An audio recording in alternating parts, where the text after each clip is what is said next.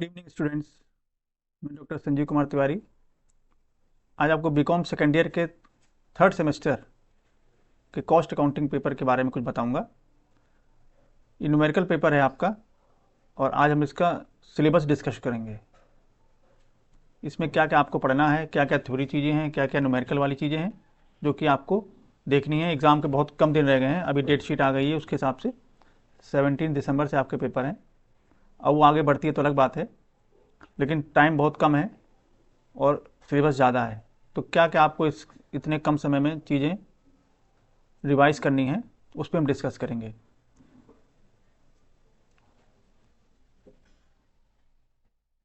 ये तो आप सब जानते होंगे कि इसका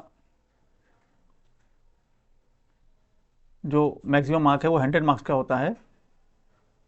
25 आपके असाइनमेंट इंटरनल मार्क्स के होते हैं और 75 आपके थ्योरेटिकल पेपर के होते हैं।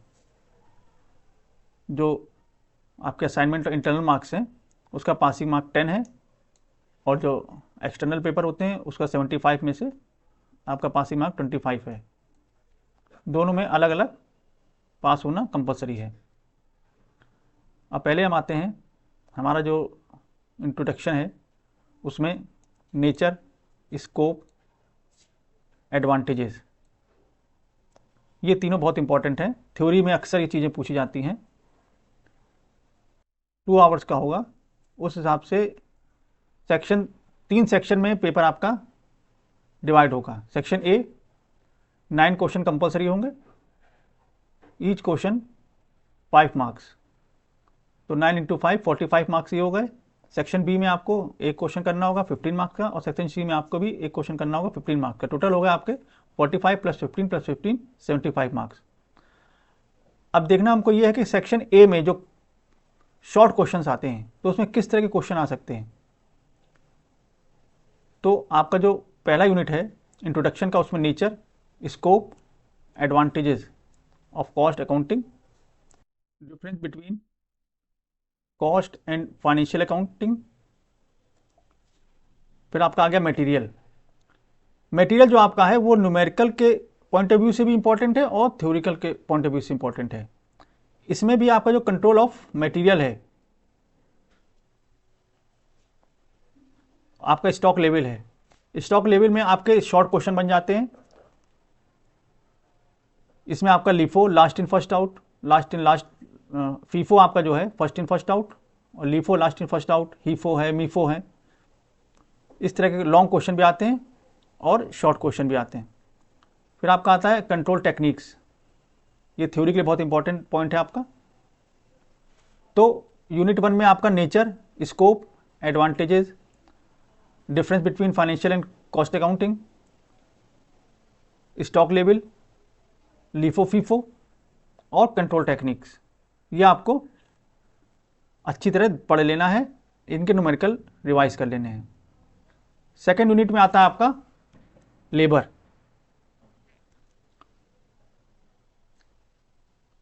लेबर भी आपका ऐसा चैप्टर है कि जो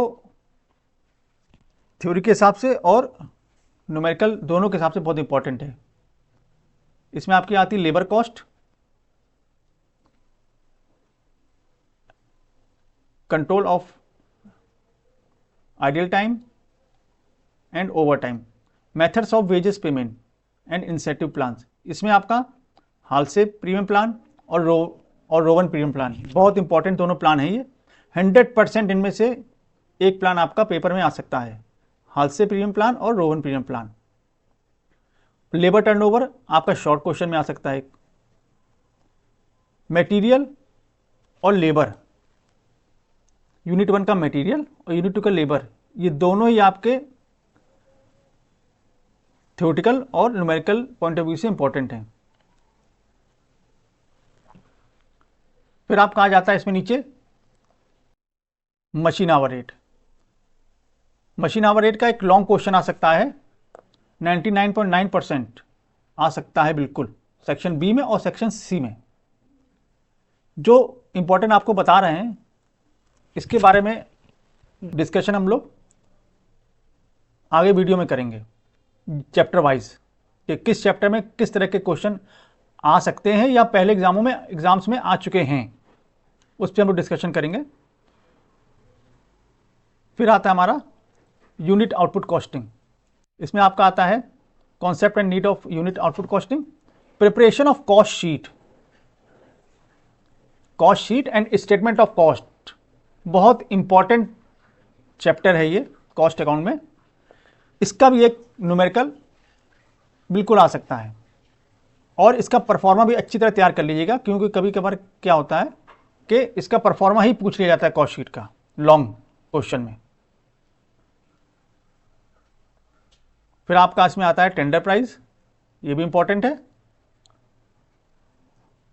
नेक्स्ट चैप्टर आता है आपका रिकंसिलिएशन स्टेटमेंट। रिकंसिलिएशन स्टेटमेंट क्या होता है कि आपका जो फाइनेंशियल अकाउंटिंग है और जो कॉस्ट अकाउंटिंग है, दोनों का जो मेन ऑब्जेक्टिव होता है वो होता है प्रॉफिट निकालना। लेकिन तब भी सेम आइटम से अगर हम फाइनेंशियल अकाउंटिंग से निकालेंगे प्रॉफिट, या उसी आइटम से हम कॉस्ट अकाउंटिंग से प्रॉफिट निकालेंगे, तो प्रॉफिट में अंतर आ जाएगा, डिफरेंस। अब ये डिफरेंस किस रीजन से होता है ये हमको इसमें पता करना होता है। तो उसके लिए रिकंसिलिएशन स्टेटमेंट, ये भी बहुत इंपॉर्टेंट चैप्टर है। इसके में किस तरह के क्वेश्चन आ सकते हैं या आ चुके हैं, ये अगले वीडियो में बताएंगे आपको।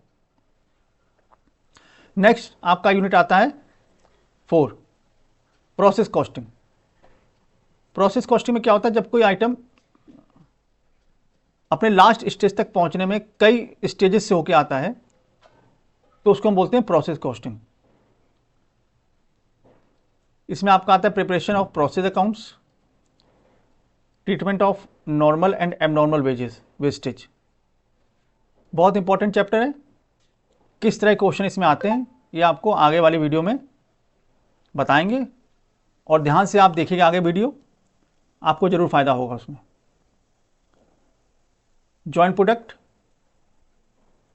एंड बाई प्रोडक्ट दोनों क्या होते हैं, इन दोनों का डिफरेंस भी पूछा जाता है थ्योरी में, और इन दोनों का ट्रीटमेंट क्या है, जॉइंट प्रोडक्ट और बाई प्रोडक्ट का ट्रीटमेंट क्या है, यही बताएंगे आपको। नेक्स्ट चैप्टर आपका आता है कॉन्ट्रैक्ट कॉस्टिंग। कॉन्ट्रैक्ट कॉस्टिंग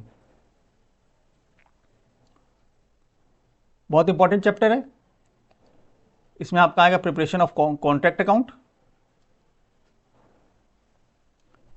ठीक, कॉन्ट्रैक्ट अकाउंट आपने पढ़ा होगा, दो तरह के होते हैं, complete contract and incomplete contract. ठीक, तो इसमें कौन कौन से क्वेश्चन इंपॉर्टेंट हैं, कौन सी थ्योरी इंपॉर्टेंट है, ये आपको वीडियो होंगी, उसमें आपको समझ में आएगा। फिर इसमें लास्ट आता है हमारा ऑपरेटिंग कॉस्टिंग। ऑपरेटिंग कॉस्टिंग में क्या होता है, जो जो इंडस्ट्रीज हमको सर्विस प्रोडक्ट जो सर्विस देती हैं उनके बारे में बताया गया है। तो इसमें कौन कौन सी सर्विसेज या ऑपरेटिंग कॉस्टिंग इंपॉर्टेंट है, ये आपको अगले वीडियो में बताएंगे। यह आपका पूरा था। तो नेक्स्ट वीडियो में आपको पॉइंट बाय पॉइंट आपको सब बताएंगे कि किस चैप्टर में आपको थ्योरी देखनी है और किस चैप्टर में आपको न्यूमेरिकल रिवाइज करना है। तो ठीक है बच्चों, फिर अगले वीडियो में मिलते हैं। Thank you.